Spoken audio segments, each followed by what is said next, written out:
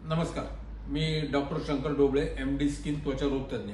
मी आज आपणास ॲक्नी या विषयावर अत्यंत सोप्या भाषेत माहिती देणार आहे। जगातील प्रत्येक व्यक्तीस आपण सुंदर दिसावं असं वाटतं आणि असं वाटणं चुकीचं आहे असं मला अजिबात वाटत नाही। ॲक्नी होतात कोणाला? साधारणपणे 14 ते 21 या वयोगटामध्ये युवा युवतींना ॲक्नी होण्याची शक्यता खूप जास्त असते। अपवादात्मक परिस्थितीमध्ये काही ड्रग इंड्यूस ॲक्नीचे पेशंट देखील आढळतात, परंतु याचं प्रमाण खूप अत्यल्प असतं।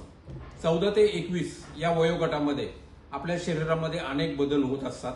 त्यामध्ये मुख्यत्वे हार्मोनल बदल हे खूप जास्त प्रमाणात होत असतात आणि ज्यांच्या शरीरामध्ये हे बदल असंतुलित प्रमाणात असतात, ज्याला आपण हार्मोनल इम्बॅलन्स म्हणतो, हा इम्बॅलन्स जर जास्त प्रमाणात असेल तर त्याचा परिणाम त्वचेवर दिसतो व त्वचेवर आपणास मुरुमाचे फोड दिसतात। ॲक्नी साधारणपणे चेहऱ्यावर असतात, परंतु काही पेशंट्समध्ये खांद्यावर, छातीवर, पाठीवर देखील आपणास ॲक्नी फॉर्म लिजन्स दिसू शकतात। ज्यांची स्किन खूप ऑइली आहे, जे खूप मसाल्याचे पदार्थ, ऑइली पदार्थ, गोड पदार्थ, स्वीट्स जास्त प्रमाणात खातात, ज्यांचं वजन खूप वाढलेलं आहे, ज्यांचं हायड्रेशन खूप कमी आहे, ज्यांचा आहार संतुलित नाही, ज्या ठिकाणी आपणास व्यायामाचा अभाव आढळतो अशा ठिकाणी, त्याचप्रमाणे ज्या ठिकाणी खूप ताणतणाव आहे, झोप पुरेशी नाही, अशा युवा युवतींना ॲक्नीचे प्रमाण जास्त प्रमाणात दिसून येते।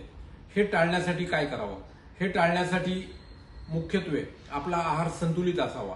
आपल्या आहारामध्ये पालेभाज्यांचं प्रमाण भरपूर असावं, फळांचं प्रमाण भरपूर असावं, पाणी भरपूर प्यावे, हायड्रेशन ज्याला म्हणतो आपण, हायड्रेशन हे पुरेसं असावं, व्यायाम असावा, जेणेकरून आपला जो हार्मोनल इम्बॅलन्स झालेला आहे तो संतुलित होण्यास मदत होते। त्याचप्रमाणे काही युवा युवतींना अशी सवय असते की ते स्वतःच्या हाताने हे ॲक्नीचे लिजन्स फोडतात, दाबून काढतात, नख लावतात, पिळतात आणि त्यामुळे चेहऱ्यावर काळे डाग आणि मोठे सिस्ट तयार होण्याची शक्यता असते आणि मग ट्रीटमेंटचा कालावधी खूप वाढतो। म्हणून युवा युवतींना एक विनंती आहे की त्यांनी जरी हे मुरुमाचे फोड चेहऱ्यावर आले तरी त्यांना अजिबात नख वगैरे लावू नये आणि ह्या साध्या उपायांनी जर आपणास ॲक्नी कमी होत नसेल तर आपण त्वचारोग तज्ञांचा सल्ला घेणं गरजेचं आहे।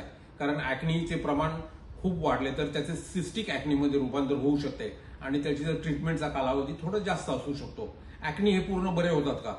पूर्ण बरे होतात, 100% बरे होतात। आपली लाईफस्टाईल बदलली, आपण डॉक्टरांचा पूर्ण सल्ला घेतला, चांगल्या प्रकारचे सनस्क्रीन वापरले, चांगल्या प्रकारचे ऑइल फ्री मॉइश्चरायझर्स वापरले तर आपले ॲक्नी हे पूर्णपणे नियंत्रित राहू शकतात। आणि म्हणून मी आपणा सर्वांना विनंती करतो की आपण आपली लाईफस्टाईल सुधारा, आपली जीवनशैली चांगल्या पद्धतीची असू द्या, आहार व्यायामावर लक्ष ठेवा, म्हणजे आपण ॲक्नीपासून मुक्त राहाल आणि निरोगी राहाल। धन्यवाद।